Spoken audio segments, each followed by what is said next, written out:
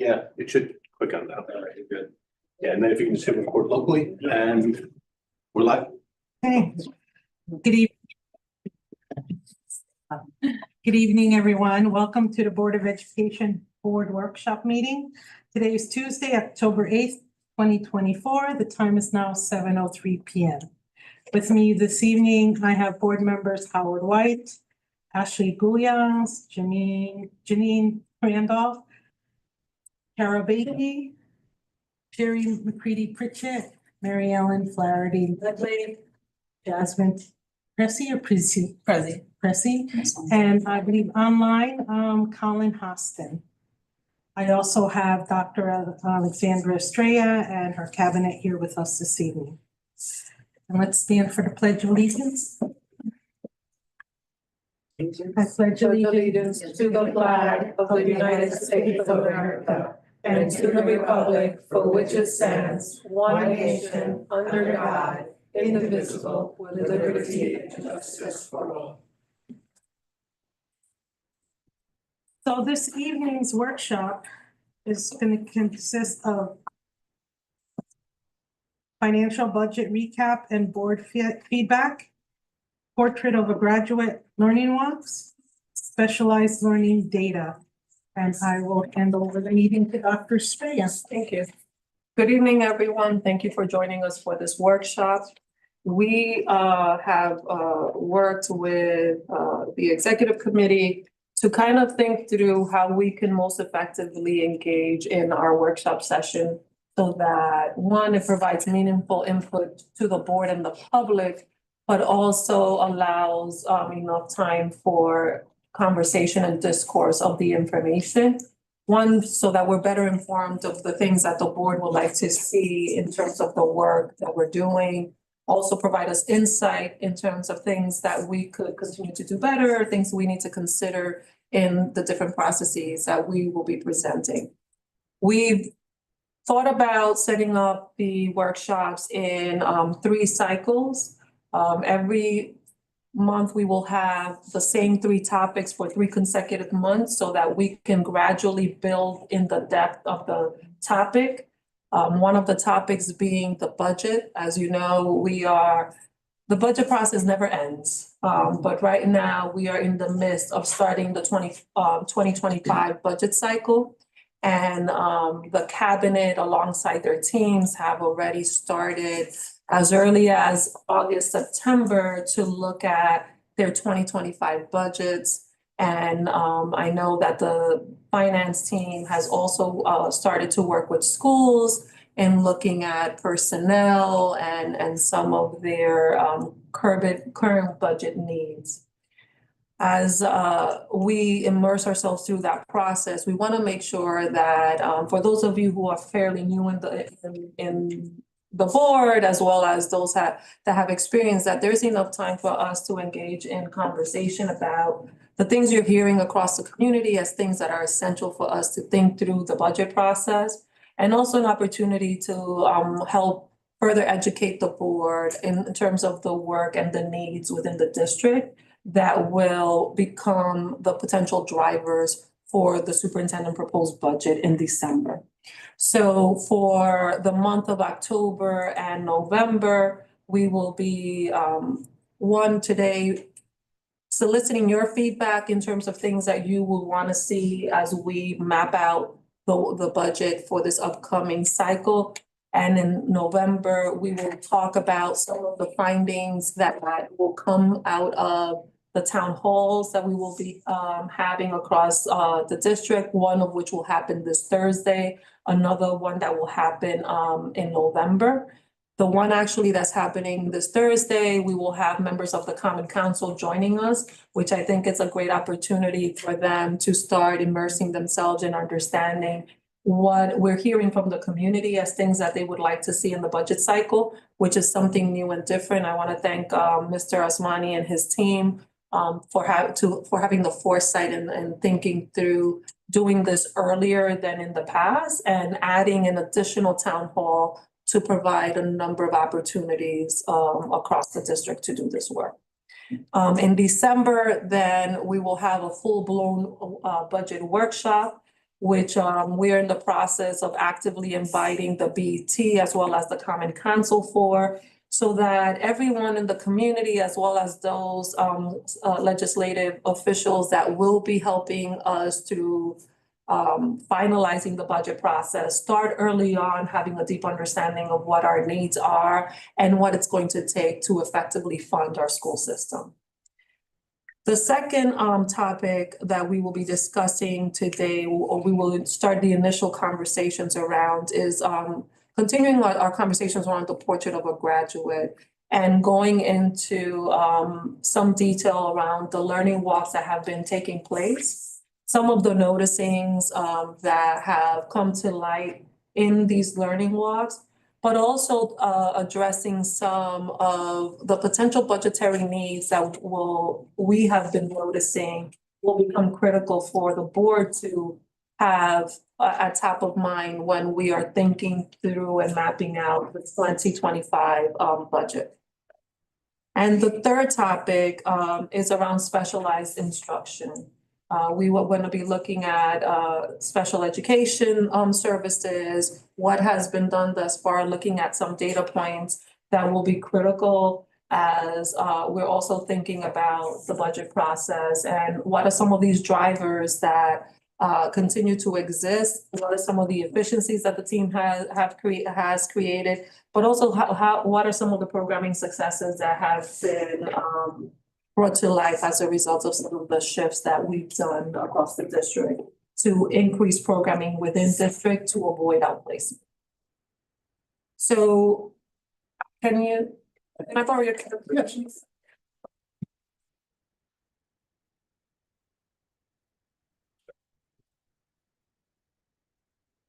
Which direction should I point? Right towards the main screen. The clicker is never my friend. Am I hit pressing right? Yeah.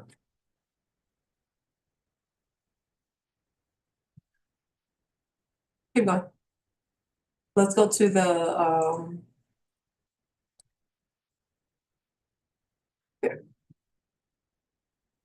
so we're setting up the 3 stations today, and everyone will cycle through all 3 stations. Like I said, one will be around budget, the second one will be on the portrait of a graduate focused on learning walks, and the final one is going to be on specialized instruction. All of this work is grounded on our strategic plan. It's grounded on the goals and priorities that the board has set forward for us for this academic school year. But it will also start the conversation around what are the things that we want to prioritize for 2025 that will eventually lead to informing those goals for the upcoming academic school year as well. We set up, like I articulated earlier, the sequence for the conversation, and you'll have access to the PowerPoint so that you see the scheme or timeline that we're hoping to organize these topics. The one point that I want to make in terms of January, in terms of the budget process, is that one of the things that the board actively supports the system around is the community engagement and outreach, so that we make sure that our constituents are well informed about the processes. So part of that workshop in January is going to be around what are some of the key drivers that we want to elevate and highlight to the public and keep reminding the public about, that are critical for us to continue to do our work forward and to continue to educate the public around the things that we need to effectively run the school system. So during that workshop, that's going to be the emphasis around specialized instruction in January. We're going to be wrapping up that conversation and talking about what potential next steps we need to consider as a system, soliciting your feedback and thoughts in terms of the work we need to do. And this will help inform not only some tweaks that we will make between now and the end of the school year, meeting our goals, but also start informing our 2025 goals. And then lastly, in January, We want to extend the conversation around a portrait of a graduate around STEAM and some of the work that we're doing. Also amplifying the conversation around artificial intelligence and how artificial intelligence will be informing not only the work that will be happening in the classroom, but also thinking around central office and other staff and how we can effectively utilize AI to build efficiencies in HR, build efficiencies even in finance and curriculum and instruction. Actually, the cabinet will be participating in October in a in-house retreat that's going to be focused on enhancing their capacity and understanding some of the AI tools that if you are following change within the second. I mean, we might be talking about a tool today and its capacity, and you look at it a week after, and it has been enhanced tenfold. So we're going to try as best as we can during that session to bring the cabinet up to date, even though we are cognizant that this is going to be an ever-evolving process, that we are going to actively engage in learning because it's changing continuously. But most importantly, one of our efforts, particularly with the topic around AI, is not only building efficiencies across the organization, but also adding time into the system by potentially using these tools to allow people to have more one-on-one time with children and more time to engage with one another, because AI can potentially do some of the mundane things as even lesson planning or helping differentiate some tasks, helping enhance units of study and things of that nature. And I've seen some incredible things that some of these tools can do to support learning and even provide interventions in the classroom for kids that need some scaffolded differentiated experiences. Once the cabinet goes through that experience, we're hoping during that the January session to expose the board to some of those and then provide opportunities for the board in an additional session where if you want to come and learn more about what tools are available and what these tools can do, provide that extended learning for you as well. Because I think there's some incredible things that I think everybody can benefit from. Any questions about the scope, anything that the board feels should be tweaked based on what I presented? I think this looks good. Good jumping off point. Yeah, looks good. So for today, we set up 3 stations. I know Colin is online, so we'll keep Colin in this room. And I think, yeah, we're gonna rotate and you guys will actually stay at each station. So we're gonna have station 3 in this room. That's Diana, Colin, and Howard. And station 2, excuse me? Go ahead, Sam. I'm just changing it because Colin is. Colin. Because of Colin. Understood. So that's why I'm making that adjustment. So No, sorry. thank you. No, don't. We'll. Who was originally in this room? Doesn't That's matter. fine. Yep. Okay. Don't make it work. We spread the papers, but that's easy to collect. Okay. So we'll have station 3 in this room, station 2 outside, station 1 in the conference room to my right. And the team is going to be rotating. The board will stay stationary. It's just in an effort to facilitate the virtual component of it, so we can have access to see and participate in the learning experience as well. Okay, you're taking notes. They have the materials. Packets. They ready? We have materials. They have materials for We have the it. materials. You can just take, just in case you guys want to move up. Just say that. And all the two, we can do it either way. And Colin, can Colin hear us? Yeah. I can hear you. Yep. So Colin, we're gonna keep your team in this room so that it's easy for you. Thank you for the accommodation. I'm gonna sit here and then, yeah, we are. Thank you.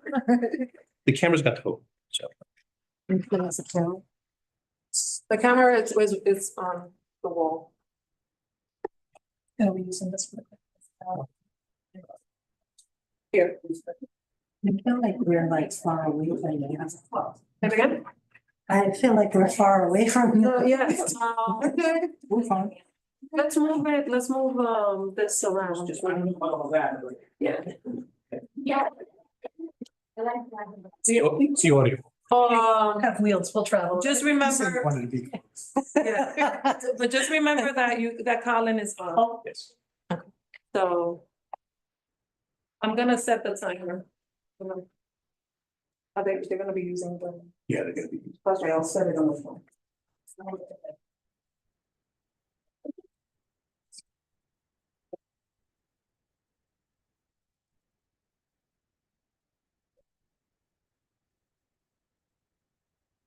A little bit of a camera.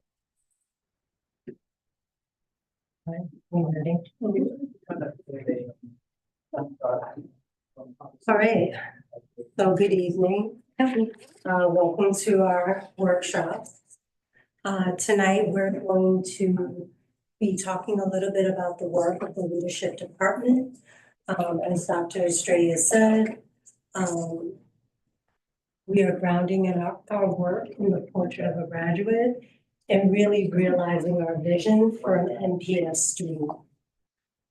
So in the summer, during the summer leadership retreat, we kicked off and launched our portrait of a graduate with all of our school leaders, principals, assistant principals, coaches. And we identified 5 key competencies or skills that our students need in order to be future ready. So with the rollout of this portrait of a graduate, we decided as a district that we would focus on one of the competencies in year 1, so that we would not overwhelm our school communities, but also so that we would have the capacity to support it. So the 5 competencies are synergistic collaborator, effective communicator, critical thinker, self-directed learner, and global citizen. So as Dr. Estrella said, over the next 3 sessions, we will focus on 3 areas where we are supporting the portrait of a graduate through district learning walks, through the leadership team.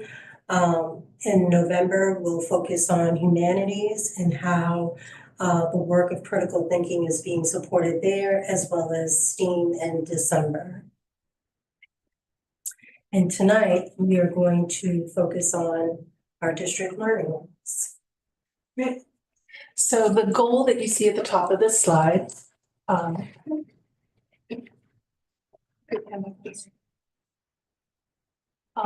goal that you see at the top of the slide, you've seen before. This is one of the leadership development team's goals for the 2024-2025 school year. I'm not going to read it to you, but just pull out a couple of key words from it. Is that this is where we focus on the professional learning plan that we provide to our school leaders, as well as, and we do that through district-wide supports, but also targeted supports. So it's one thing for us to create a portrait of a graduate, and this is the vision for our students long after they're within our K-12 community, but it really comes down to the implementation plan. You know, how are we going to make that happen? And one of the ways in which we do that is, is through these learning walks. Now, we spoke to you last year about the learning walks that we were doing to see how our professional learning was landing in schools. Because if whatever professional learning we're doing, if it's not having an impact in the classrooms, then it's not working. And so we come up with this is a tool that Allison just shared with you. We call this the look fors. And this is where we identify our instructional practices that we want to see across all of our classrooms. And these were revised from last year to this year to make sure that we are fully aligned to the expectations of the portrait of a graduate, specifically making sure that critical thinking is very clear throughout this document. So we're doing this professional learning on critical thinking. So now we're getting into classrooms to see, are we seeing that happening? Are kids being provided the opportunity to engage in critical thinking tasks? And then is the work that they're producing actually demonstrating critical thinking? And so this tool has allowed us as a district to narrow our focus on what are the key instructional practices that we think are the most important and that are going to be the most impactful. And so what's really exciting is that this learning walk structure is really this huge collaborative effort between district leaders and school leaders. So today, we were, all three of us, as well as many other people, were sitting alongside other district leaders as well as other school leaders, conducting our first round of learning walks today. And we had members from curriculum, leadership, digital learning, the MLL team, specialized learning, even from the data team. And so by making sure that we're all coming together, we're making sure that we are speaking the same language as we work with the schools. And it's about us rolling up our sleeves right next to our school leaders, getting into classrooms and saying, did we see evidence of this? Look for it. Did we see evidence of this one? And I'll tell you, the discussions are very robust. And it's, as we do this, this is also a form of professional learning. You know, while we're doing this to see how our professional learning is landing, that norming and calibration that happens, you know, because we all have different lenses. And so how can we leverage and learn with and from each other? These look for, as I mentioned, were revised from last year. And we revised it with, I believe, 4 rounds of feedback from school and district leaders, because we didn't want to say and impose a set of look fors. We really wanted to take, what did we learn from last year? How can we make them better? And making sure that we got multiple rounds of feedback from people so that we were just making sure that people felt a sense of ownership over them. And so they were able to start the school year being very clear with their staff, like here are the instructional practices we're going to be focusing on. And what's been really exciting is that while we have these rounds of district learning walks, schools are seeing the benefit of them, and many schools are going above and beyond the 3 rounds that we're asking for. You know, the school I was in this afternoon, at the 3rd week of school conducted one because they wanted to get a baseline learning walk before they did their October one. So it's a way they're bringing their teams together at the school level to be able to see and to norm and calibrate themselves around these instructional practices. The other thing that I just wanted to add about the instructional look for document, so we rolled out a new evaluation system this year for both leaders and educators. And the expectations and the language, we made the connection between what was on this document and the rubrics that are being used for the educators so that they're getting consistent feedback and an opportunity to receive feedback outside of an evaluation. So they have an opportunity to be supported and improve before actually being evaluated. And we workshop these a lot. So first, to test run them, during the summer leadership retreat, we watched a video of a teacher and then we kind of normed, did we see evidence of these? The central office team did that again in September. Then we did it again with the school leaders during the September principal and AP meeting, and our coaches were part of that conversation. So it's really like building this shared understanding of what high quality instruction and support looks like in the classroom. And so the beauty of this as well is we're really able to see the patterns and terms across classrooms and schools to really identify what the need is in terms of professional learning, which is what Mary Ann talked about. But it is also an opportunity for our schools to engage in continuous cycles of improvement. So we had talked about cycles of improvement last year during our, I believe it was a mid-year and end-year goal review with the board. And we talked about a process that schools engage in as a school improvement strategy, where they're able to identify, okay, let's say, for example, on the look for document, the first one talks about planning to appropriate grade level standards. Let's say, for example, that was an area of concern during the learning walk. What a school leader can then do, and what they often do, is use that as a focus for a cycle of improvement. So if you notice here, it'll start out leadership communication. So they'll share the data with the staff of what they saw. They'll engage in professional learning around that particular focus area. Let's say in teacher teams, teachers will have an opportunity to engage in planning with each other with the support of coaches to plan lessons that are grade level appropriate if that is the focus. They'll have an opportunity to receive feedback either through learning walks or, just informal observations that are not part of the evaluation process. So they're being coached and supported. And then the leadership team will come back, conduct another learning walk, and then they're able to see what has been the impact of the professional learning, the planning that's happened during teacher team time, the coaching support that teachers have received from coaches, as well as the feedback that they have provided to schools. And when you think about it, this is not only a school improvement strategy, because this is a research-based school improvement strategy, but it is also a strategy for teacher retention. Because, it is well documented that when organizations invest in their people and take time to really support and develop them, that people want to stay. And when people are in a role where they feel like they're continuously growing, they want to stay as well. And I would just to add on what Allison said, both these cycles of continuous improvement and these look-fors are completely grounded in best practice and research. These are not things that like Allison, Ralph, and Marianne just kind of came up with, but it's based on a comprehensive research that we've done as a team.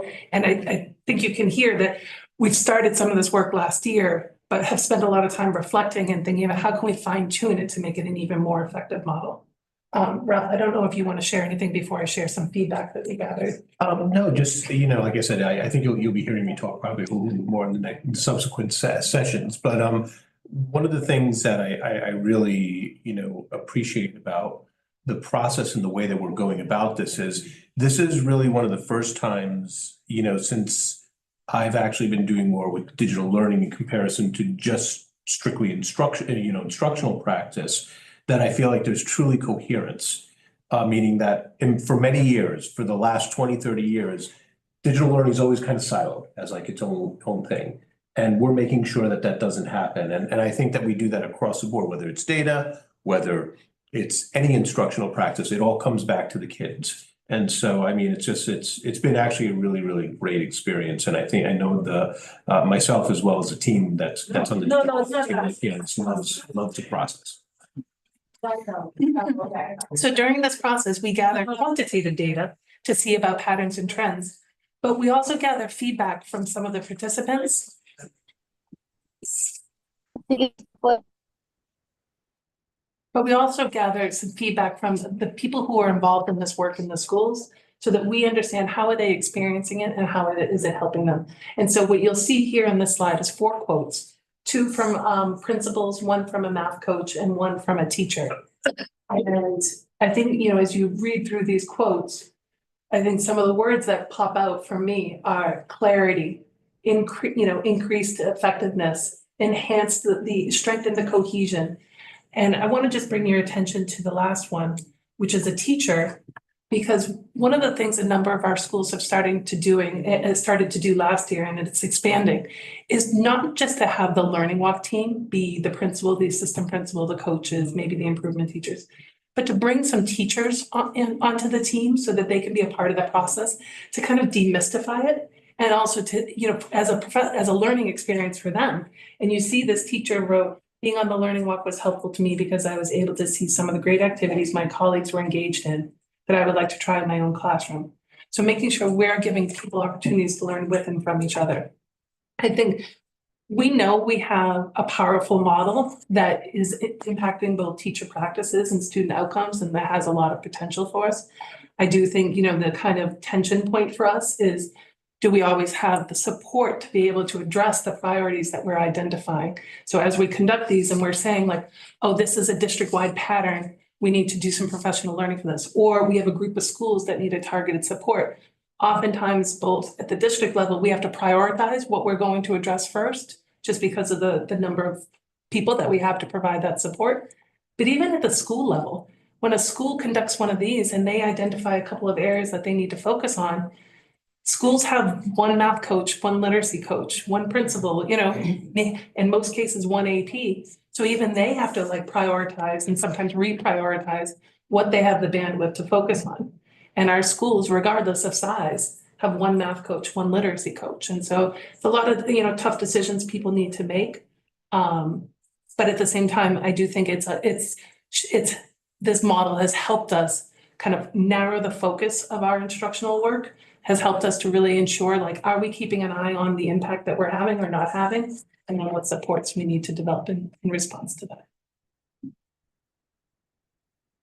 And one of the things that we're noticing, that there's been a couple of hires this year of, experienced people who want to come to NOAA to work here, because of the opportunities that we provide and the support that we provide. We'll open it up to any questions. Colin? Not a question, just like really appreciating, that pardon the pun, that you're walking the walk here by really using feedback to include to improve the process year over year. So you talked about, I think you said today, you were at a school, and that was, my question I have as well. How are you determining that this task is going to be completed? Answer that question. But to add to that, is that how many schools you're talking about? Great. So the dates that we have here, so our first round that we do is October, today and tomorrow. Then we'll repeat it in January and then again in March, because we want to make sure there's enough time in between for that work, for work to happen. So our 21 schools, what we do is we break them into kind of 3 groups. And it's like we try to make it a representative sample of our schools. So there's always a couple of elementary, a middle school, a high school, so it's not.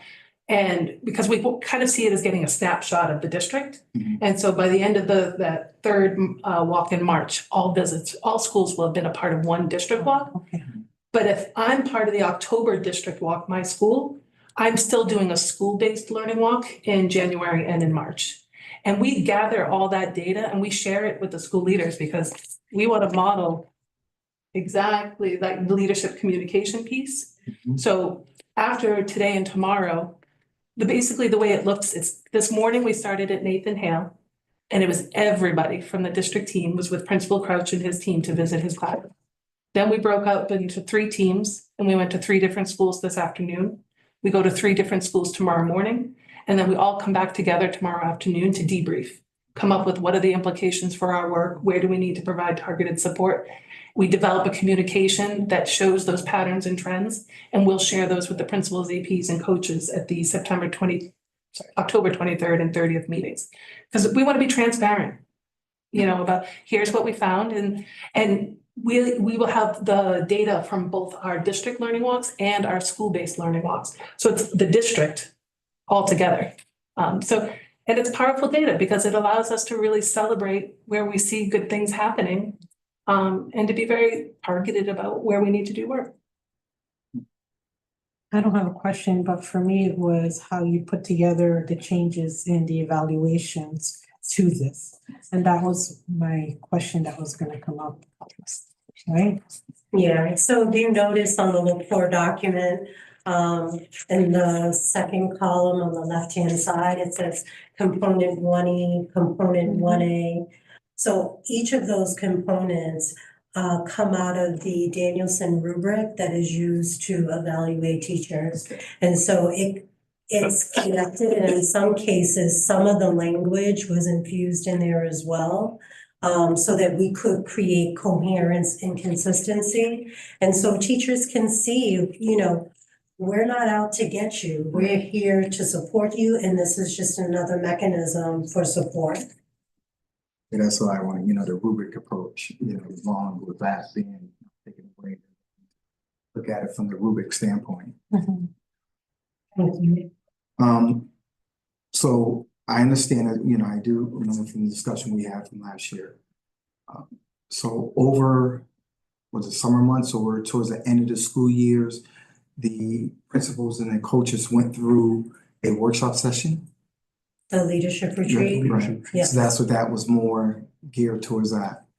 Great. It was launching the portrait of a graduate, launching these learning walks and look fors, really giving them hopefully a strong launch and runway, so that then they have the remainder of the summer to plan with their teams, so that when they're welcoming staff back, they have a clear school improvement plan, that's aligned to the district priorities.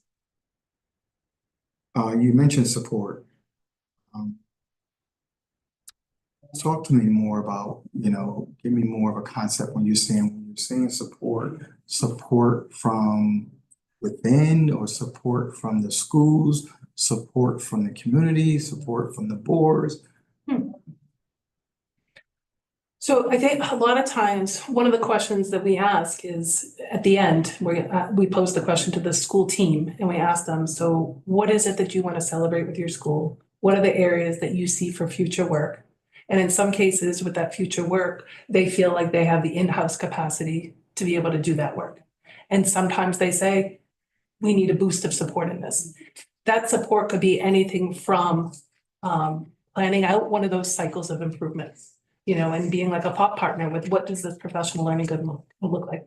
It might be, I need people with specific content expertise. So I need a digital learning coach to really help because we're not seeing effective utilization of technology. I have a brand new math coach, so I need somebody who can help, build the capacity of my math coach because I believe in the math coach and I know the math coach has potential, but they're new, and even when we're talking about support for a coach, that could be content support, curriculum support, coaching support. So we try to get at what is it that needs to happen? It could also be support from Mary Ann and I. So, oftentimes we're invited to schools by school leaders to be part of their instructional leadership team meetings and supporting them in that way, or if they're facilitating a professional learning that they would like us to come out and observe or participate in. They'll share documents with us. So, it's really support on all levels. And to your point about the community, there are times where we seek out grant opportunities so that we're able to bring in consultants, in areas where we just don't have the bandwidth as a district team to support. And I think that that's one of the challenges is it's really hard to, fully provide all that a school may want because we just don't have enough members on our teams to be able to do that. So there are times when we are spread thin, but we do try to really be responsive to the needs of the schools. And I think that the support is like all of the above. It's like, how do we actually bridge all these gaps and make sure that we actually pull these pieces together? And whether it's support from the board, meaning that at the end of the year, there's a certain initiative that needs to be put into place.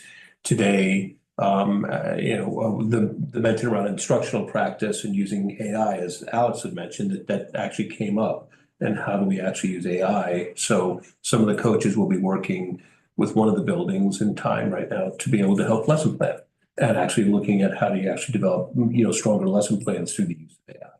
What they're interested in. I guess my last question is, this is a big district, right? And our educators, I know, are we getting any negative pushback?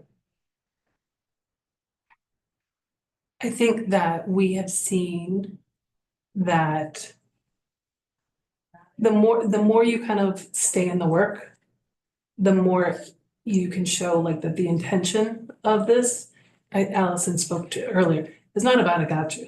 And in fact, when we debrief these, it's not about the personal or individual teachers, it's about the patterns and trends across the board. Yes, the change. And it's really a reflection on the system and how well is the system working and where is it not working? Right. And that's why a number of our schools have brought teachers into the learning process so that they can see that it's about the patterns and trends and about the system. There may be individual schools that need support, there may be individual teachers who need support, but this is not evaluative. This is completely removed from the evaluation process for that very reason. And I don't know if you have anything you want to add. Yeah, it's not evaluative at all. And I think, again, it provides clarity. I think there's pushback when there's a lack of clarity and a lack of purpose and a lack of understanding of the work. And what I will just say from my own noticings this year, with the work that we rolled out at the leadership retreat, and the teams school teams having time to prepare for welcoming back their communities. There was a strong welcome back. I think leaders had a sense of clarity around the work in a way that they haven't in the past.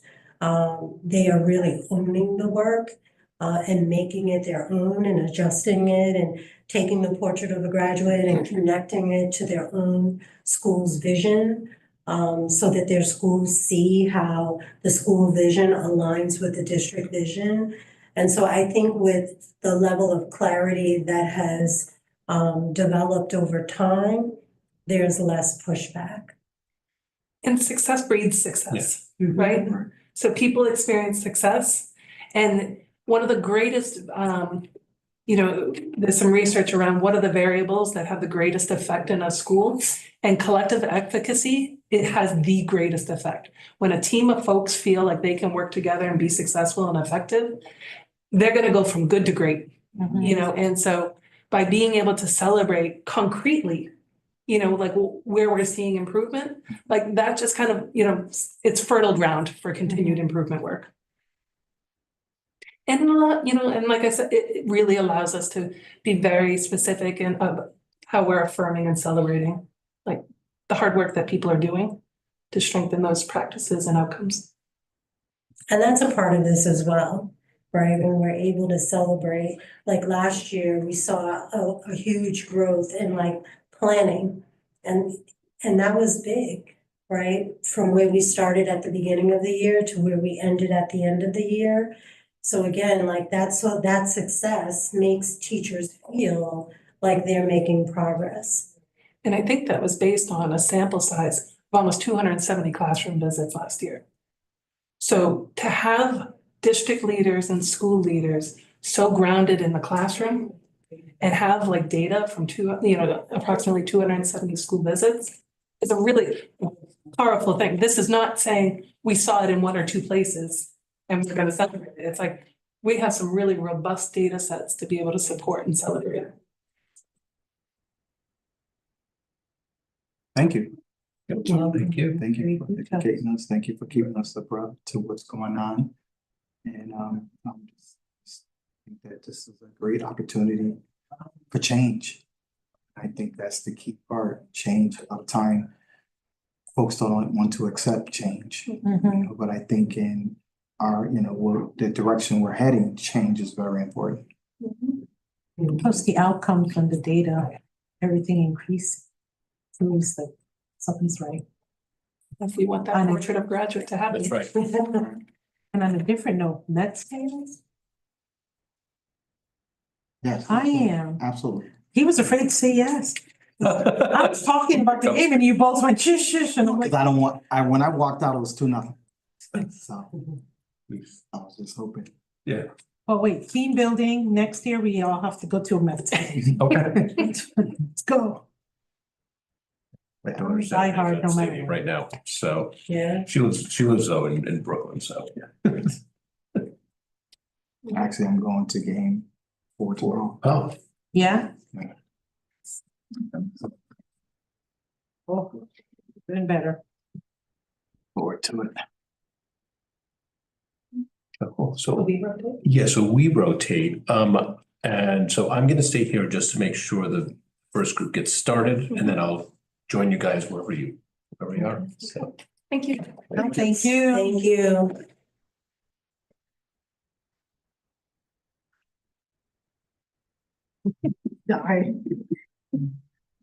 You say you behind and tell us what's going on? Yes. I don't know, well, yeah, and.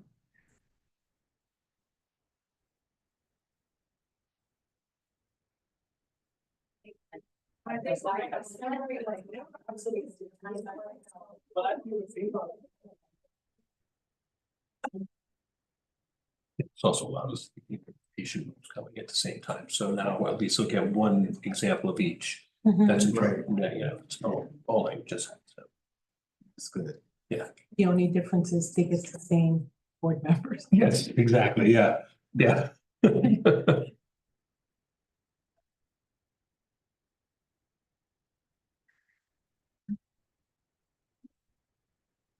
You're going here.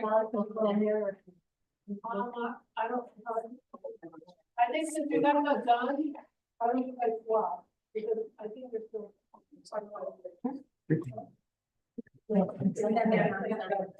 Yeah, they have to be. Oh, they have. Yeah, they do. Yeah, sorry. I don't mean it like that. That one. It'll come off that. Because everybody just, you get to choose whatever sessions you want. Yeah, please. Charger for the laptop out here? Yes, yeah. Grand. Breakfast. Here. Everybody- So how is it out there? everybody- Oh, that's fantastic. Oh, mine look, these adjectives are not.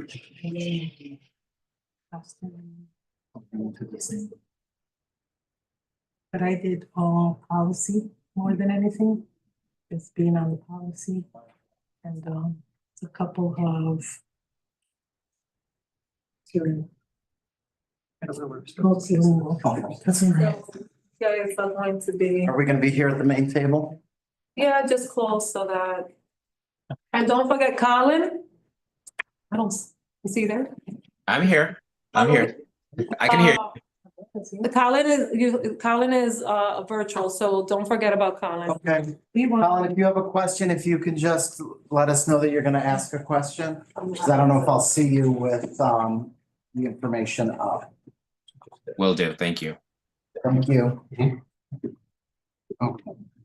Oh, wait, well, so Sorry, I sent the wrong slides. what's that? Just you may have to back up a little. on the Okay, slides. thank you, Rob. So, as Dr. Estrella mentioned, before I get started, I want to take a minute to introduce members of the team, as it is a little bit different. So we have Deirdre McKinnon. Deirdre McKinnon is really overseeing pre-K 5. So as special ed administrator, administrator for specialized learning, pre-K 5, and Veronica Lenzen. And Veronica Lenzen is overseeing 6-12. So just to give an overview. So we're gonna break down and go through the presentation, and if you have questions, write them down, we'll get them all at the end. We seem to go through it pretty well the first time. We start off really focused on the beliefs around specialized learning. One of the key pieces, all students can learn. We focus, special education is a service, not a place. It's something that we really work with all of our teachers and administrators on as we're building out the programs. We have a vision for specialized learning that ties to each and every Norwalk student is prepared for all aspects of life. And that ties to our Norwalk mission. All right, we're gonna start. So today's session is really gonna be grounded in a lot of data. The data we're gonna go through different data sets and talk about different components. And then when we come together next month, we're gonna really dive in deep to our programs. I think that it's important to see the different programs we have at our different schools. And hopefully you'll be able to connect some of those programs to the data tonight. And we'll also be talking about staffing. We're going to introduce it tonight because I think it's a data set to really start thinking about. But then we are going to even go into a little bit deeper as we look at our staffing in pre-K 12 plus. Because I always have to make sure I remember the plus, the transition program 18 to 21 is something that Veronica has built from the ground up. And so she oversees it, and it's her project and she loves it very much. And she's done an amazing job building that program. All right, so the prevalence rate, this is our prevalence rate in Norwalk. If you were to look at it over the last 7 years, what is your first takeaway? What do you, so just to give you, what is the prevalence rate? It is the percentage of students that are identified for special education services compared to all of the students in Norwalk.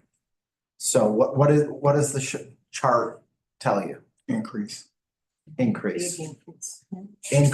over time, consistent increase post-pandemic. Okay, so it's an important piece. So as of last year, we are up to 16%, which is higher than we've gone up pretty consistently. But I think it's important to look at the state for us compared to the state, which is the next slide. State is in yellow, we are in blue. Well, what's something that jumps off the page here? Percentage of state to NAWA, it's not far off. And each year, those numbers are increasing. Correct. Yeah, they're increasing, the state is increasing as well.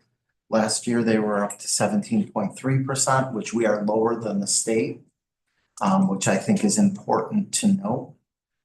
The state is higher than we are in Norwalk. Now, this doesn't have last year, this is always a year behind. This is put out by the state of Connecticut. This is comparison to other towns. So you can see our prevalence rate compared to other towns. You can see some towns are really high, some towns are a little bit lower than us. But like I said, it is a year behind. So you can see they're up to 17.3 now. It is something that we're constantly looking at. How are we doing compared to the state? So the next slide shows the students that are placed at a district in state approved placements and settlements, going from the 2017-18 school year to last school year.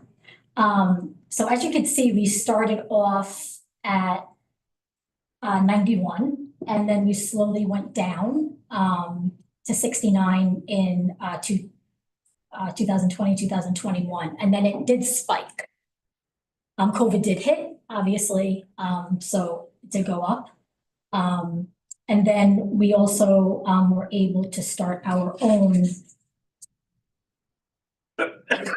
specialized programs, which have helped to combat the students sent out of district.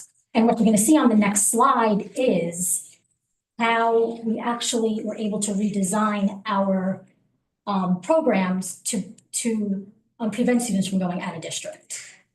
So if you look at the slide starting at 2015, this compares to the projected count of how many students could have gone out if we did not start our own specialized programs. So this is a projected count based on the 2015 prevalence rates. Which is when the city of Norwalk gave the 3.2 million. Yeah, $2 million to start our own programs. And so looking at the number of kids in district, or the prevalence rate compared to our overall number would be roughly around 216 is what it would be predicted if it continued from that time. And so like the city of Norwalk really supported Norwalk Public Schools then by helping them to build a lot of these programs. And so we have a lot of programs in district, but there's also a need for we added a new program last year. That program, it's expensive to run the program. There are 7 students in the program. It's costing us roughly $600,000. But those students would have needed to go out of district to be supported. And that would be roughly 2.4 million. So 600,000 for an in-district program, 2.4 to send them out of district, savings of roughly $1.8 million, just to give a dollar amount. So programs can really make a difference. Now, the next slide, it just shows what percentage of the overall prevalence rate have been outplaced. So we're at like 5.4%. We have 1,884 kids who are identified receiving specialized services. And we have 102 that are in out of district placements. Comes to roughly 5.4%. 4%. The reason why the numbers look so much higher in the beginning is we had less students identified for special education because the prevalence rate has gone up over the last few years in particular. So that just gives an overall prevalence rate for our out-of-district count. Yep. Now, I've talked about this in the past few years, the predictive value of what it could cost if we didn't build all of those programs. So you can see that last year, our out-of-district and settlement costs were 12.6 million, which is high. However, it would have cost 26 million if we didn't have programs and that's predictive. It's not a true number, but it's a substantial difference. So those programs have helped save potentially $14 million in 1 year. I do want to go back a couple slides just to show it. If you were to look at this slide here, this is where Deirdre talked about those predictive numbers. I want to just, if you look 99, 104, 102, we haven't been steadily increasing. I think that that's a misnomer. Like the cost has gone up because out-of-district placements are charging more. They have raised. At least 4 to 4.5% per year, their tuitions go up. They have raised the cost and some were substantial. Mhm. Some went from like 150,000 to 175,000 in 1 year. So that's a substantial jump. So I just to be able to show those numbers, 99, 104, 102, it's not like we're all of a sudden outplacing a lot more students. I think that we're, as a district, we haven't outplaced. We've been able to build programs to support students in district, which is something that we think all students should be able to afford the opportunity to be served in district. And then the next slide that we go to, it's a potential of tuition saved, and it just shows, if you were to look, the actual tuition spent, and then the amount of money that was saved that potentially was reinvested in the district. So in 2016-17, it cost $10 million, but it would have cost 13 million. So there's potential of 2.6 million saved. In 2017-18, it was 10 million, but it would have cost 17 million. So that's another 6.7 saved. It's more predictive. We don't know exactly what it would have cost if we weren't able to build those programs. But I know that even just building a new program this year, that real savings. Now, before Veronica takes us to our next section, I'm going to go back. If you were to look here, we talked about this at the beginning. What is this data? What could this data correlate to? If we see this number going up and this number is telling us what? What is this telling us?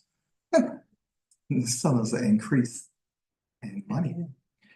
Why an increase in money and salary? Because of the fact that as the years progress and the changes that are being made throughout these years, and because of the increase, it's grown. Okay, but what will we need to do as a district if we have an increase in our prevalence rate? So last year or 2 years ago, we had 1,760 students who received specialized services. And then last year we were up to 1,884.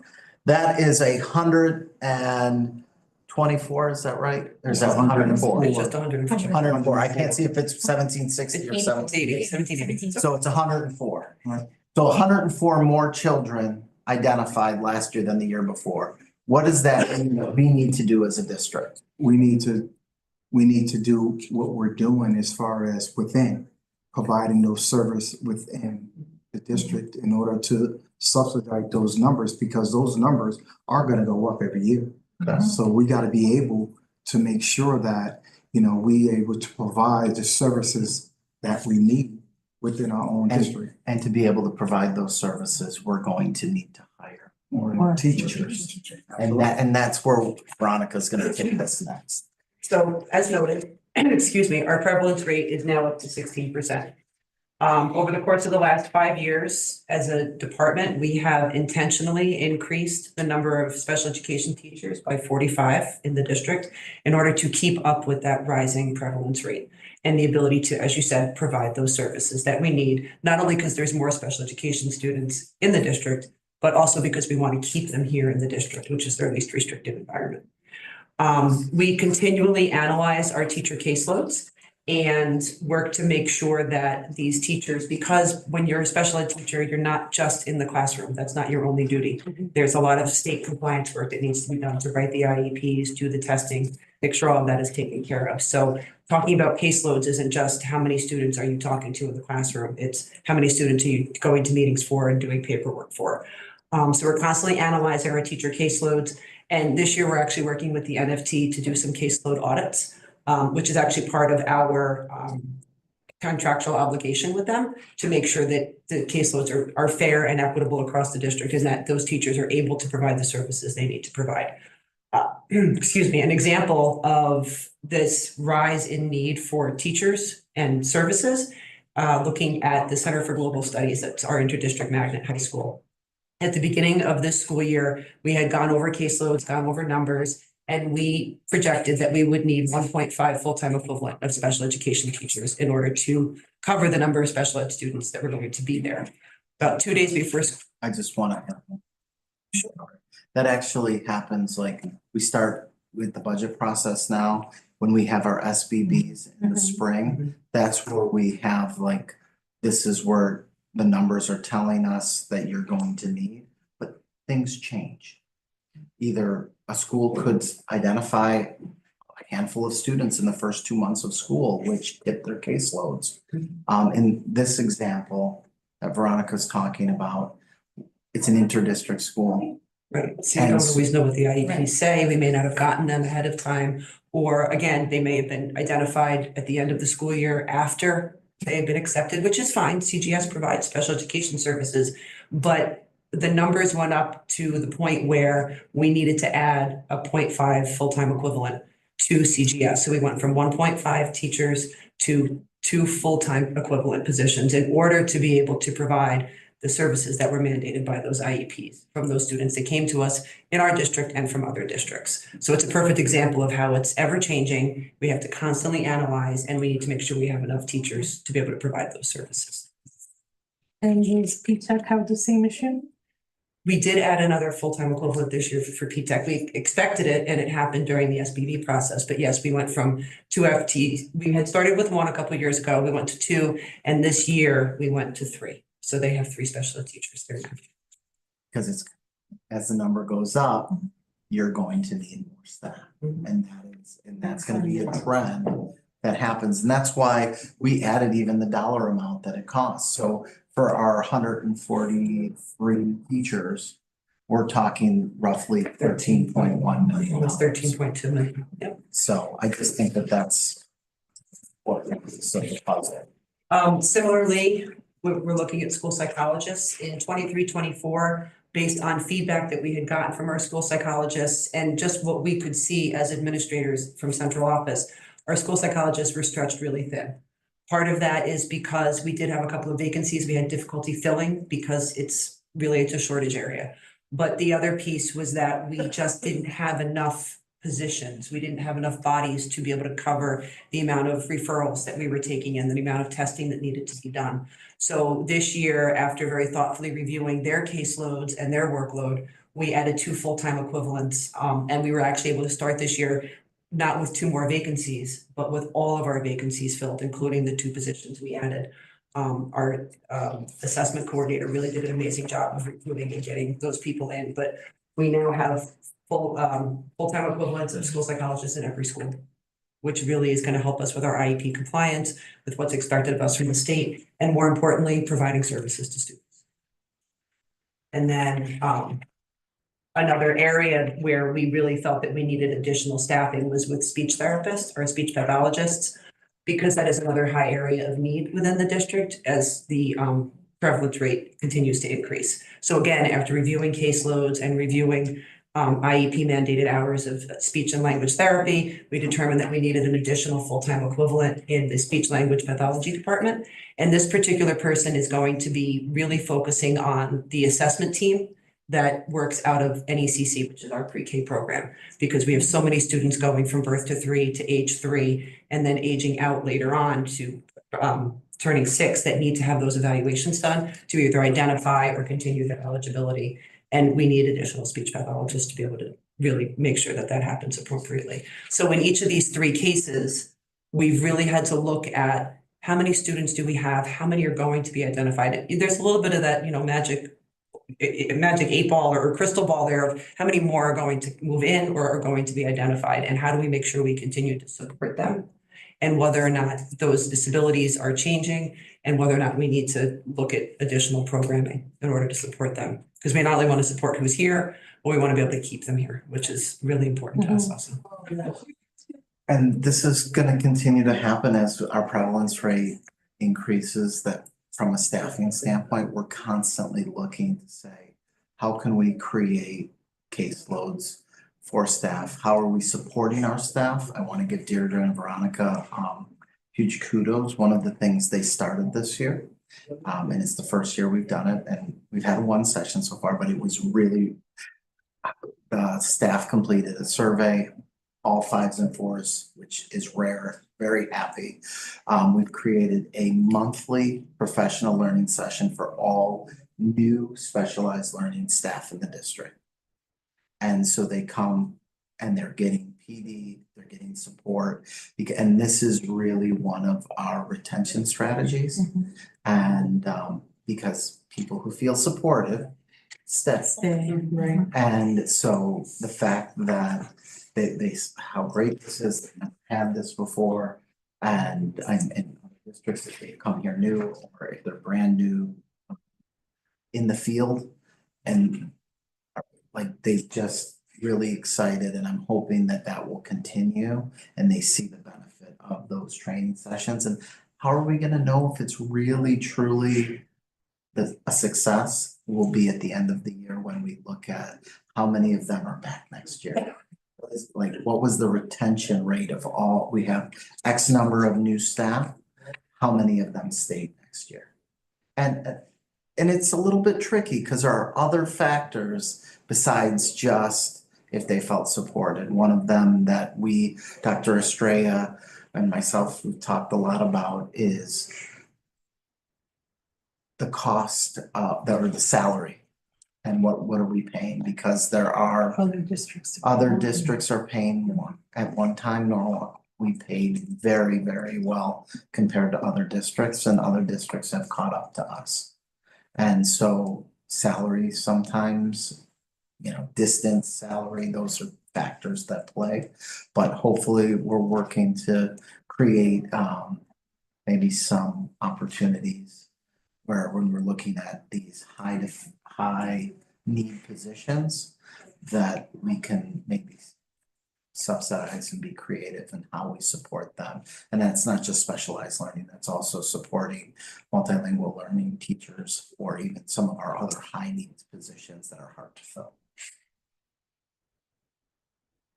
A lot of data today. Yes. A lot of data. Colin? Colin, do you have anything? I don't want to leave you in the. I'm digesting the data. Thank you.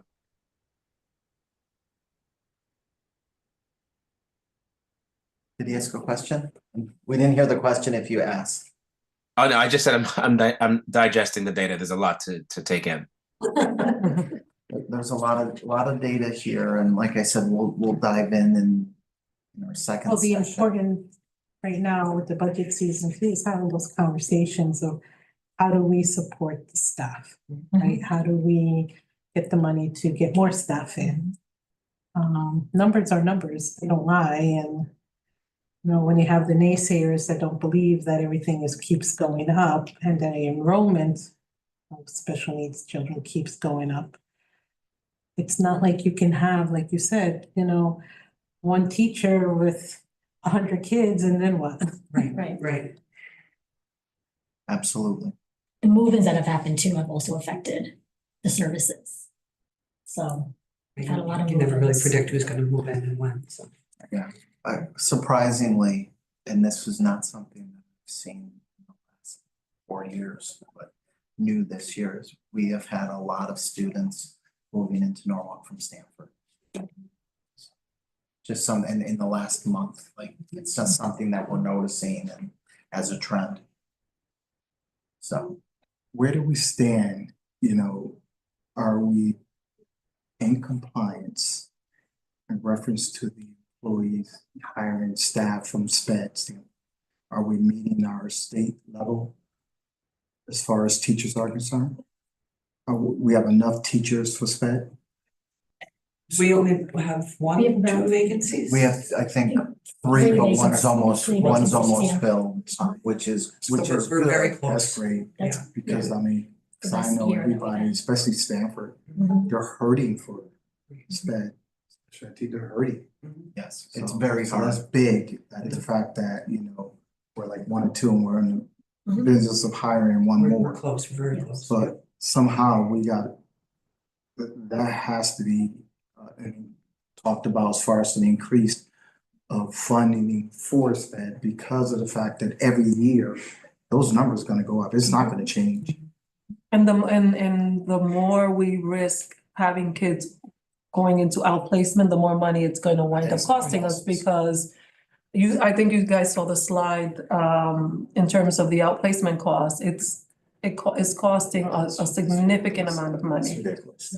It's ridiculous. And one of the things that we also have to take into consideration is how do we continue to reevaluate teacher caseloads and even of the personnel?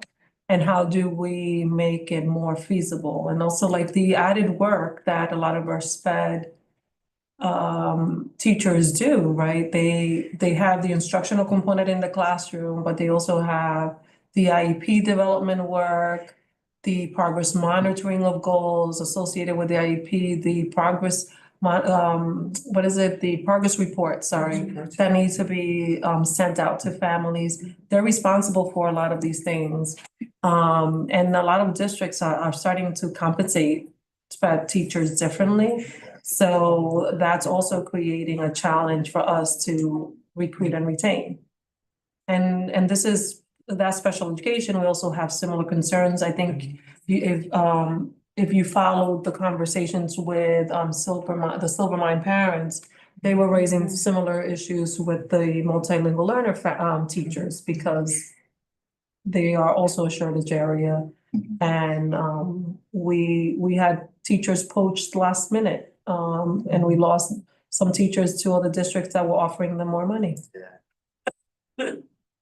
So whatever you guys are doing, continue to do a great job. I just think it's very important, to, especially with, not to knock any of the educators, but when SPED is a very unique program, and it's very important for those teachers to feel support. Because without that, I don't care how much money you get. Without that, they're gonna leave regardless. So whatever we're doing and what you guys are doing, I commend you for that. That we end up getting new teachers into our SPED program is, it's awesome. So whatever you're doing, continue to do good work. And Thank the you. goal is to really retain them as well, though. Yeah. I think that we invest, You okay? Oh, God. we invest to have all of our teachers trained Flip on the tabletop. in very specific specialized programs like Orton Gilmore, which is expensive to train people. We want to have them trained because they're providing high quality service to kids. But what we'll see is we train teacher A, they go through the training, and then they take it with Teacher A them. leaves. Teacher A leaves and you're starting over again. And so that makes it tricky. And then there's the other layer is self-contained programs. They have very different needs. They might not have the big caseload, but they're on all the time because students in need. child who needs extra support in those programs. And one thing that I will just put a precursor out for you is that as we have a lot of great programs and we built at least 1, 2, and we're trying a new pilot. So we built 2 brand new programs this year. Our programs are getting extra. They are at like, we had in elementary school, we had 2 LEAP classrooms. We added a 3rd this year. All 3 are completely full. Wow. All 3 are, as of today, October 8th, all 3 LEAP classrooms are at full capacity. So if we were to get another Right. student, it really makes a challenge for us at this point. And that's not, and then in our high schools, we have 2 success programs and those are full as well. Right? So like, we know that you have to build a program to support, Yeah. to support students and keep them here. And so we'll dive into, in our next session, we'll dive into those specified programs, the number of kids that are being serviced, and really look at the pre-K 12 plus continuum. And I think one of the things that's gonna be key as we think about the budget process is helping people understand that because we're building programs that over time, it's always gonna cost more every year until we reach capacity. And even then, like the team has articulated, it's gonna fluctuate depending on who moves into our district, who comes in with services that need to be provided. So it's a very fluid process. And I think sometimes it's very hard for people that are trying to make decisions in terms of funding to understand the fluid nature that school finance operates under. Because if you think about enrollment is fluctuating. Even last year, we had close to 400 kids come in after October, between October, November, and January, right? It was around 400 something. Yeah, that came in, and all of them had, in that case, it wasn't special education needs, but they all had language needs. Right. And that equated to almost 7 additional teachers that we needed in the middle of the year. And I think that it's sometimes when we're going through the budget process, that's really hard for people to understand. So we're gonna try our best to continuously talk about this and the fluid nature of how this works. And it's also dependent on, because we can talk into a blue in the face to the public, but unless it's the correct people that are making the decisions on the budget for the Board of Ed, they're the ones that really need to understand and see how it works. But I think a lot of times during their corporate mindset, and they only have a dollar amount, and we have to stay within that dollar amount, not thinking about that you have to open up that budget as things change. And just going back to Veronica's highlight at CGS, well, that was another teacher that we added that we didn't budget for it. Because when we did all of our caseloads and all of our audits and we're looking at what we had in place, it didn't come across that there was a need for 2 full-time teachers. Like, we are constantly analyzing these numbers. But if we get the feedback that they can't service the kids because it's too much, we have to respond to that. And so we did, I mean, and that's. Legally too. And that is one example, but we had an elementary school that in the month of September, they identified a couple of students and that tipped their caseloads as well. So we had to add, so it was 0.5 at CGS, 0.5 at an elementary school, so we know, we have to respond to those things or we're not doing our job. So, we It's said, rotating time, yeah. okay, perfect. Well, thank you. so much. Thank you so much. Thank you. Thank you. Thank you. What form? Yeah. Dave still on? Are you presenting? Okay, give it to me. Welcome. Thanks so much. That's when.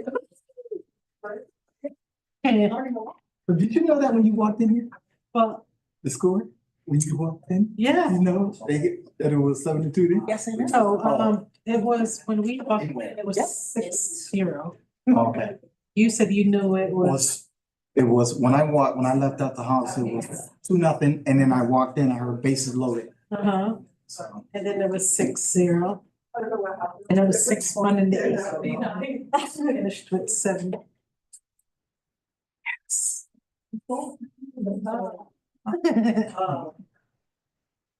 Wow. This is, It's great work, but this is how do.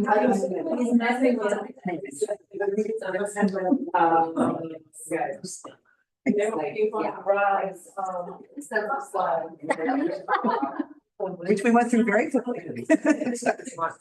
Very efficiently. Went through it very, yes, we did. I just wanted to give you that.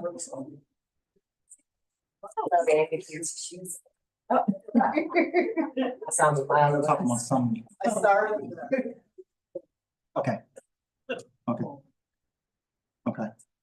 Is that number still? That's not good.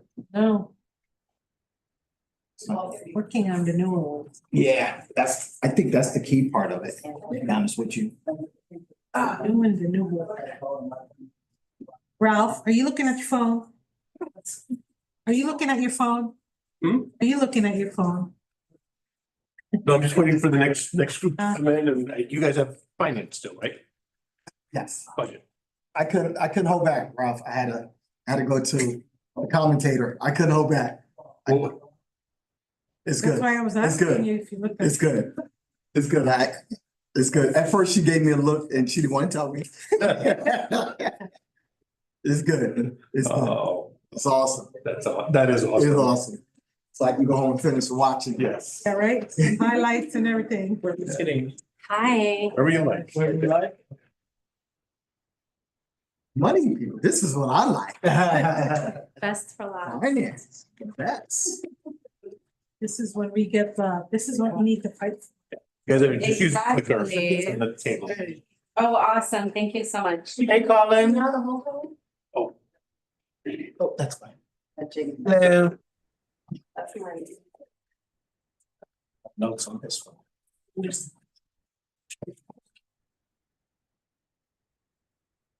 Well, thanks for having us. So Sandra and I are gonna walk through the budget piece. There's some operating budget and some capital budget. But as was mentioned earlier, one of the things that we're trying to do is kind of enhance our public engagement, how we engage with the public. So you see that we have some additional workshops this year, how we engage with the council, how we engage with the council this year.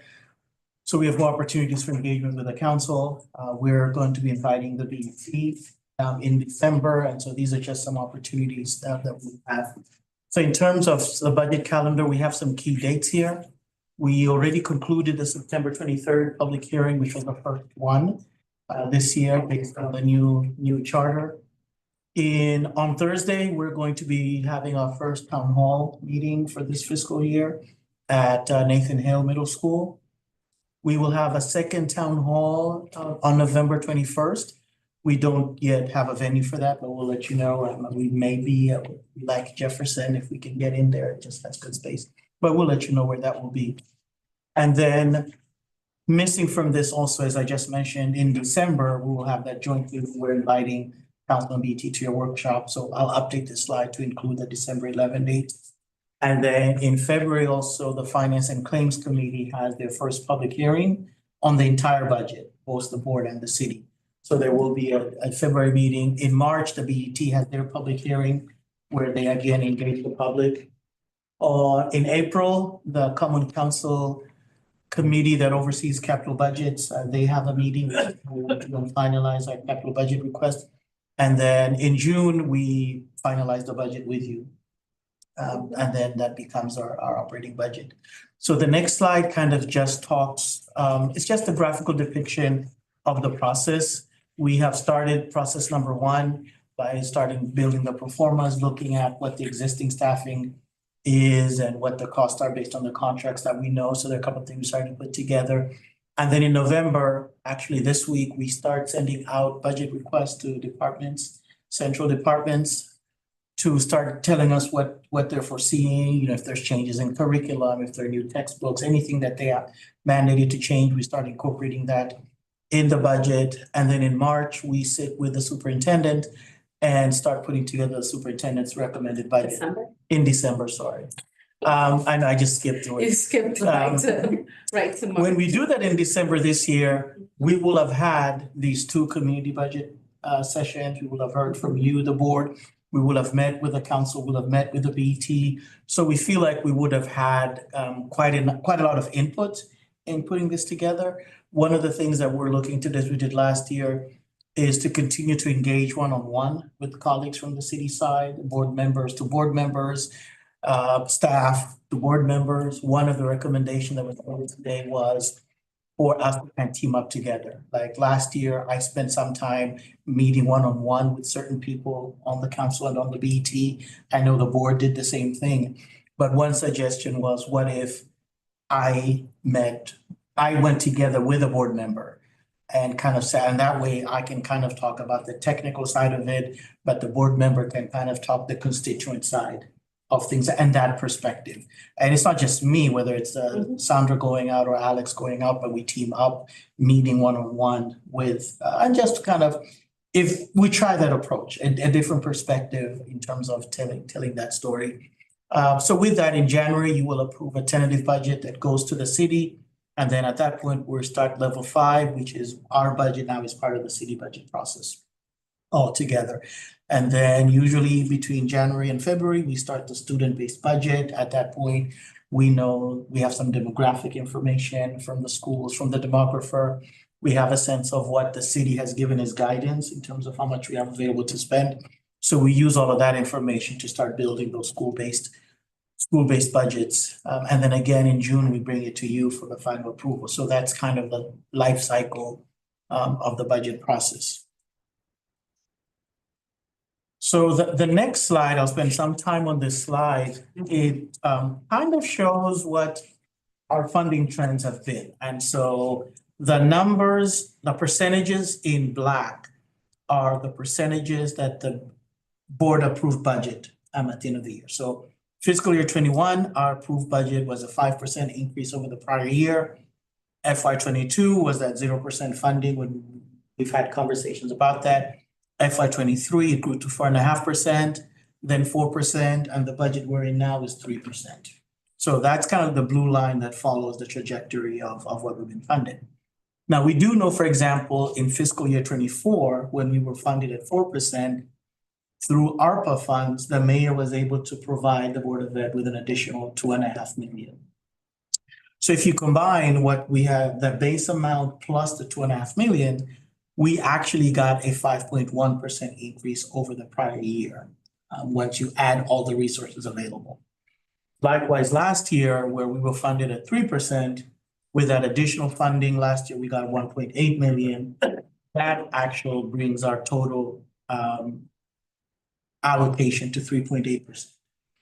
The reason I bring those two up is because when we go into this year, our ask, our starting point is not the 3% that the board gave us, because we have, that the BT gave us, because we have more resources to use. And so was the case in the past. And therefore, the floor that we're asking for is higher. And therefore, if we were to go just by the base amount, we would be shortchanging us, because there's $1.8 million that we're not accounting for that we have had available. So if you start at that level, we would be starting $1.8 million in the hole. So when we make this request this year, we're going to consider all of the resources we have to run our schools this year. And that, based on that, is what we'll be asking for the following year. There are a couple of things, and I will need to update this slide because I've got some really good feedback that we know. And the purpose of that FY 26 is to show you, if we did nothing different, just based on what we have available today, if we continued with those programs, that says 5.8, but I think the number is gonna be more like 6.3. Because there's certain things we know that are coming up next year that aren't there this year. We have a new school, South Norwalk School, will take in students next year. That school will require textbooks, supplies, utilities. We have to operate a whole new school that we haven't had. A school cost us about, I think, anywhere between 3.8 to $4.2 million for an elementary school. Now, granted, some of these costs we currently have them at the CMS facility, but this is a brand new facility that we're gonna have. So once you factor that in, and we're growing the number of students because we're adding, how many sections will we be adding? So the way that it's not how many sections we're Okay. adding, it's the way that we have right now at at 46 Concord, which is the old CMS. It's that we have 2 sections of pre-K all the way to 2nd grade, 2 sections, 2 sections, 2 sections. When we open up in the fall of 2025, you would assume that you're gonna have 2 sections of 3rd grade, right? All the way down to pre-K.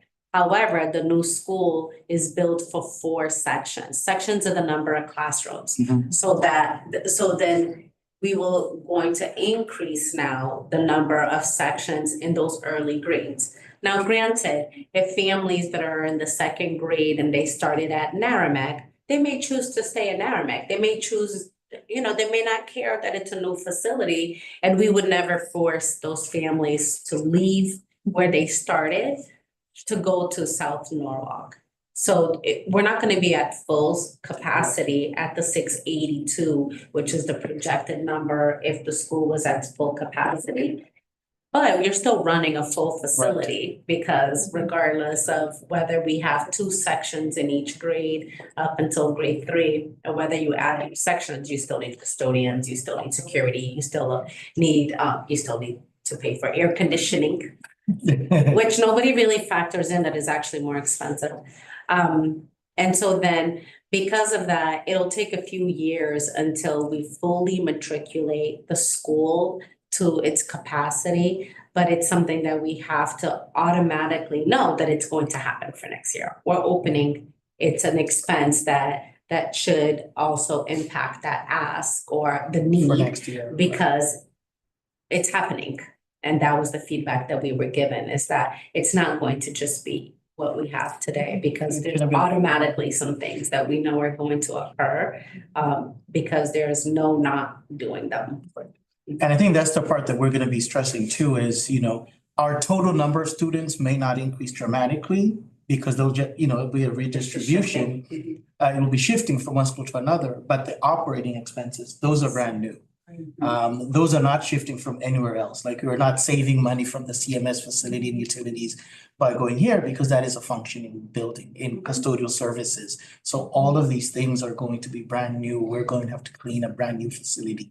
And that's a contract we currently don't have. And so that's something that we have to factor in into this new school. So I will be updating this slide to kind of show like if we do nothing, just maintain what we have, including the South Norwalk School next year, this is where we will be. Now, we're going to have conversations. We're going to hear from the public, from the community, and there may be things that they would like us to start doing. And so those could be part of the ask. We also know, for example, specialized learning is an area that we have been underfunded. We know that the prevalence rates are going up. We have no control over MLL students or any of those other types of factors that the demographer will help us figure out. But those are really not new initiatives. That is just keeping up with the cost of what we're doing now. So I think it's important to kind of start thinking that our starting point, we're in the 6.5% range just to do what we're doing, given these resources. Because essentially what we have now with those 2 years of additional funding, we kind of have a cliff similar to what we had with ESSER, because we had these fundings that were one time, but they've been part of what we do. So that's kind of what this chart is intended to kind of show, and I'll further refine it. But I mean, if you have any feedback in terms of how better we can tell this piece of the story, we would really welcome that. But I think it's really important to kind of share that with the public and with our colleagues on the city side. And I think sometimes one of the things that people don't take account, particularly the conversation around enrollment comes up, I think almost every year. In terms of the rate of increase, what people fail to realize is that although the rate of increase might be, not as large as people might want or expect, the population of students that we're receiving have very different needs than what historically has been the pattern. And as a result, the cost in which the cost it takes to support that student is much greater than maybe students that we had historically in the past. And as a result of that, the amount of staff required increases, the type of services that we need to differentiate the support increases. And I think sometimes people don't take that into account, as well as we think. I think with Rob, he was able to articulate some of those instances where we've had increased costs associated with personnel, either because we're building programs, keeping kids in district, but also we're getting kids from different areas that sometimes we can account for and sometimes we can't account for. And they have specified needs that require particular services that cost more than what people might necessarily anticipate per pupil cost to be. Well, I think also in terms of telling the story, the analogy is true also for any city, right? You know, our population, it has been about the same for about the past 10 years in the 93,000 population in Norwalk. But our cost for police services have gone up. Our cost for fire protection has gone up. So to tie cost of service to population is not the right way to look at it. It's the same way. Our student population may not vary that much, but to say that because your student population doesn't vary, then your school operation shouldn't vary would be the same logic as saying your city population hasn't grown and therefore your city budget should be flat or only grow 1% because the population has only grown 1%. We know that the factors that require to provide those services, that's what the driver is, less than the number of population. So I think that's part of kind of telling that story is making that comparison. We never say, well, the cities remain flat, how come everything isn't flat? And so we have to kind of be able to explain that as well as we go through this. Last year, just with the cost of utilities. I mean, that's what I mean. That's such a concrete example in terms of everybody felt and we were saying, well, if you feel it in your own house, imagine a school building and how much that actually costs. So yeah. But also our collective bargaining rates every year go up, right? So you also have to take that into account. Absolutely. So just on that alone, we're talking about an average of 2.5 to 3% increase. Not overall, but in terms of salary and wages.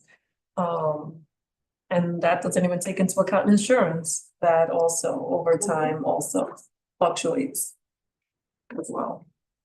So the final piece on the budget also, we talk about the operating budget, but we do have a capital budget component.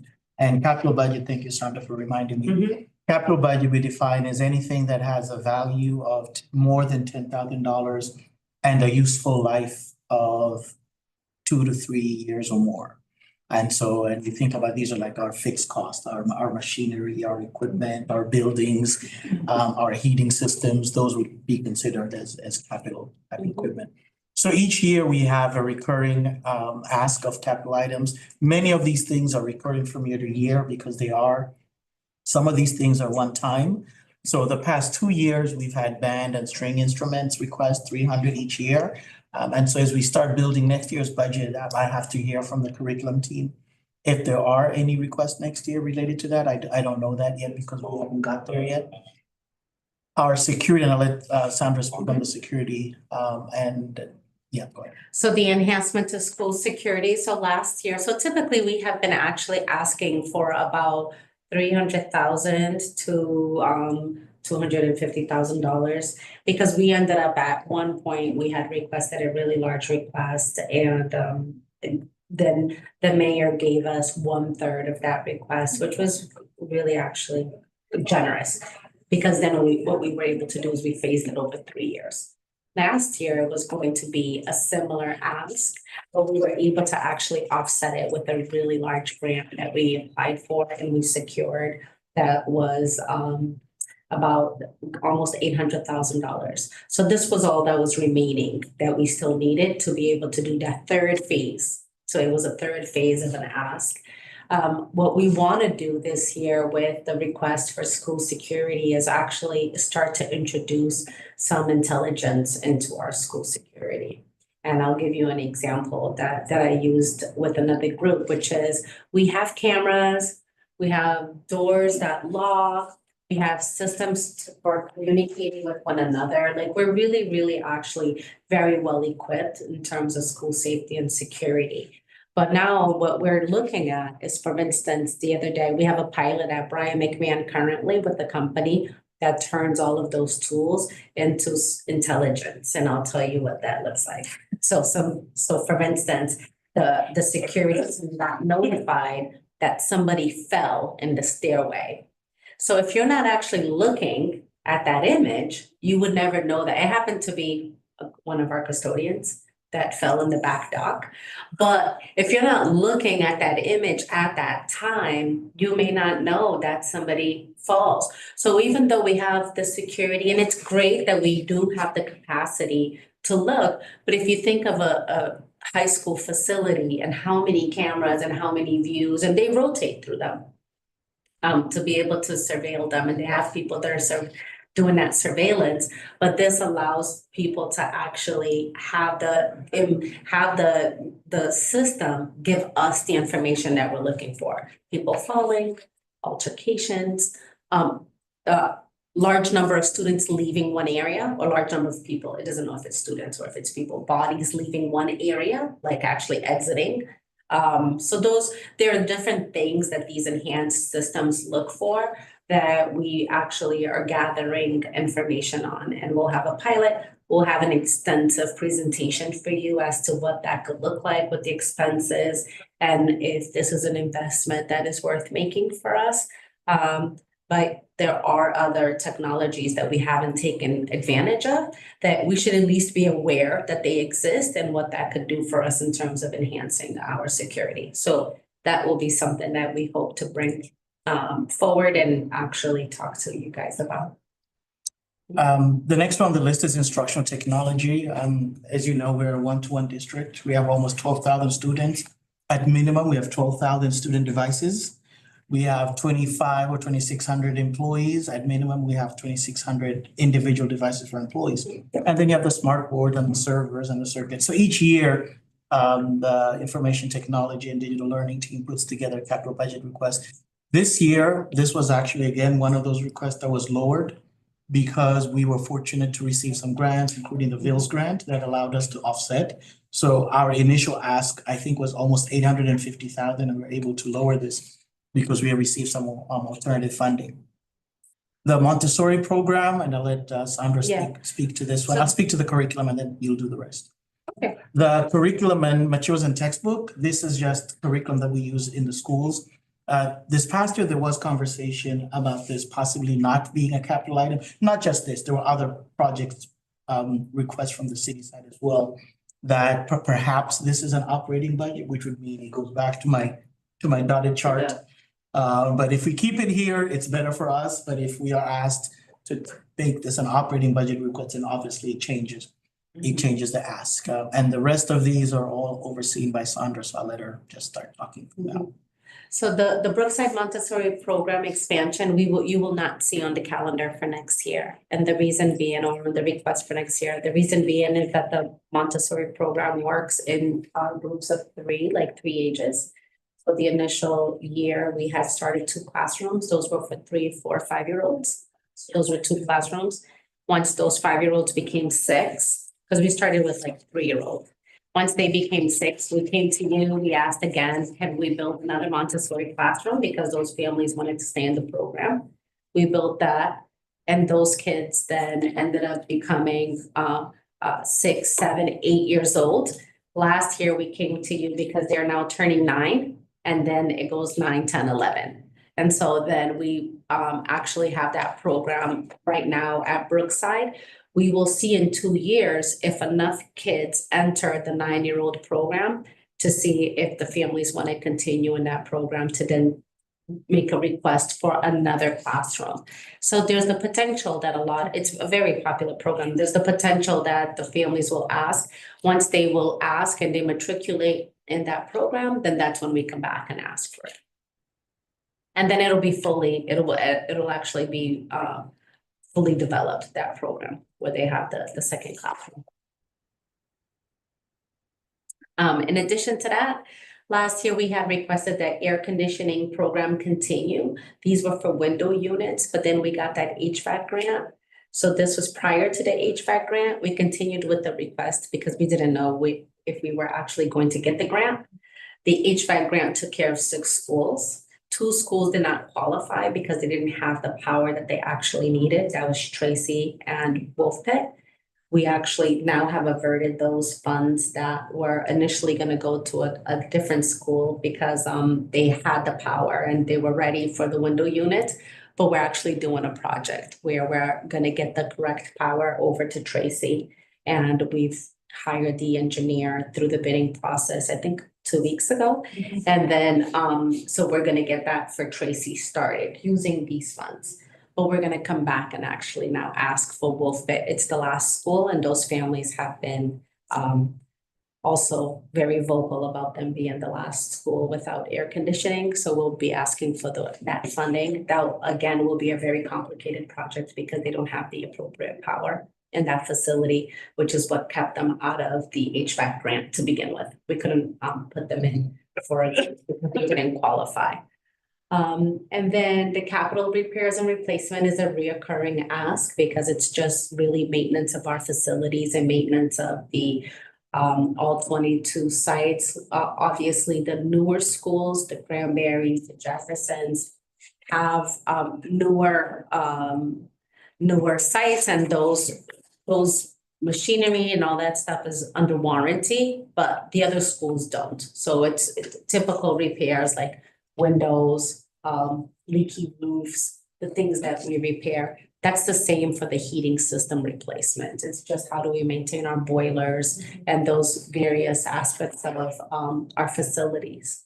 The school district paving and ADA compliance is paving of our parking lots. We were able to get Tracy and Brookside done this year. And we continue to put that on the ask because by the time you go through all 22 sites, you're back to needing paving where you started. So it's just one of those reoccurring things. We do it with the city. We actually do it through the city, but we pay for the actual paving. The fuel tank replacements, it's a state mandated request, and it's for us to remove old fuel tanks that are actually like above ground or underground, depending on the school. We did 2 this year. I believe we have 3 left, so that you'll still see. We were able to do 2 this year. The district vehicles you will see removed because we now have a district vehicle for our facilities team. And then last year, the last vehicle that we needed was for food services. We needed a refrigerated truck. And the team is actually currently going through that process of actually securing it. And it was approved. I've already spoken about heating systems. The South Norwalk School is also a request that you will no longer see because it was an outlier. It was for something that we needed for the South Norwalk project. It was approved. We were able to get those funds and acquire that land. The middle school locker replacement, you will see it again. We will actually be doing Roten this year. We've hired the design team for Roten for this year. It'll be done in the summer because the school has to be empty. But you will see another request because we want to do it for all of the middle schools. And the next school that we want to do is Cronus. So you'll see that again. And the asbestos abatement program, you will see again, it's another state mandated program. We are pretty much through most of the schools. I believe that we have 5 left after this request. Fox Run is who's going to be abated this summer. So even though it's for this request, it's in the summers that we do it.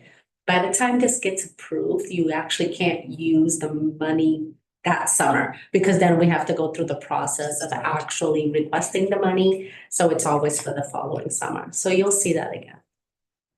Do you have any comments or suggestions based on how we could go, whether it's how we engage in the budget process? I mean, we've made some changes or feedback that you have for Sandra and I. Doesn't have to be now, no pressure. Yeah. You could email us or text us as well, but thank you for listening. Oh, thank you for the detail. And we'll do this another time. The next one will be really around synthesizing all of the feedback that we gather from these meetings, going over the talking points, talking about advocacy and how we can mobilize the community. So that we will have at the next one, because we'll have a lot more information around what the community also wants. And by then, you will also have spoken to us. And some of this you hear again on Thursday when we have the community town hall. We do want to provide some context, some background. So we may rediscuss the process and all of that before we allow them, before we start getting input from them. So some of this. And we'll update it again based on some of the feedback we've received. Thank you. Thank you. Thank you. Yeah, thank you.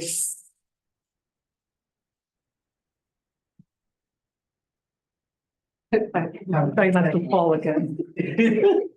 Time to take that quick. I almost fell in my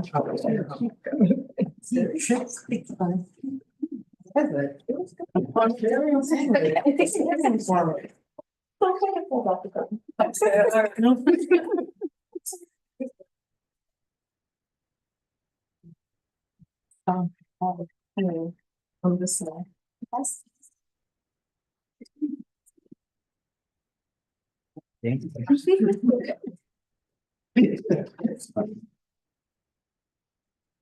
How did it go?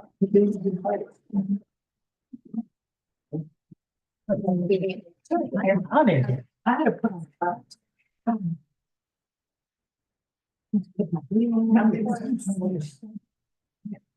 So I wanted to thank the cabinet for supporting this cycle of fishbowl. I know that took some time for them to plan, and I'm really excited about the upcoming sessions as well.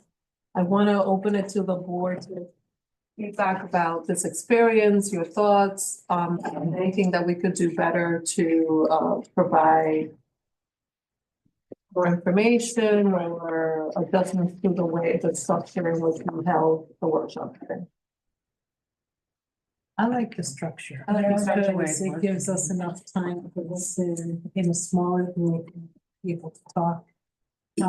We did discuss as a group last night that, how do we get the public more involved? How do we get the information out for the public to come to these town halls to be able to speak up under concerns? I mean, that's like one of the biggest things, because we have these town halls, we want to hear from the community, but then attendance is very low. I think that, as always, it was a very thoughtful, comprehensive presentation. I said to the ladies, I said, every time I do one of these, I feel like I've taken a class. Although I know broadly what we do and what happens, but it's always very enlightening.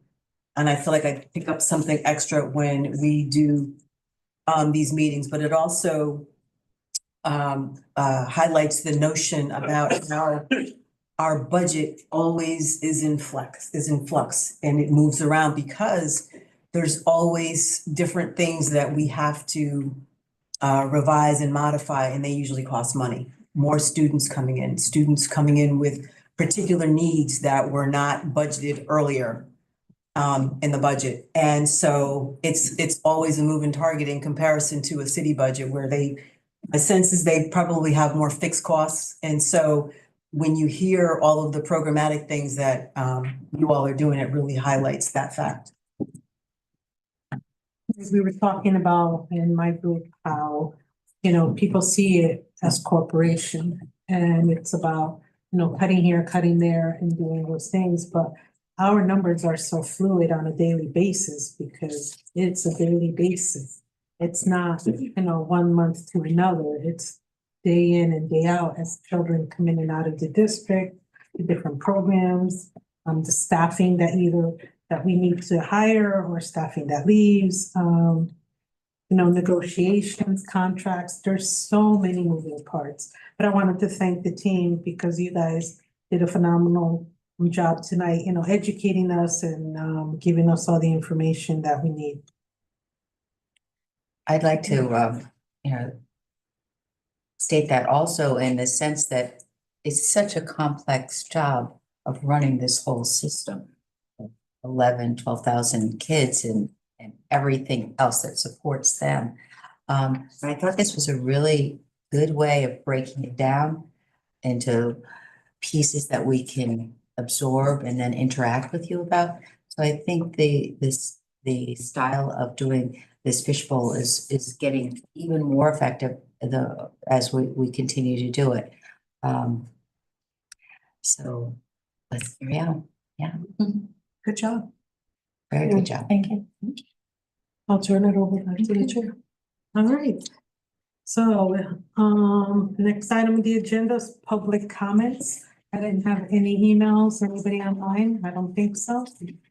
All right. With that in mind, thank you, everybody, for coming and being here this evening for this informational evening, and I need a motion to adjourn. So moved. Seconded by Ashley. Thank you, everyone. Good night. Good night.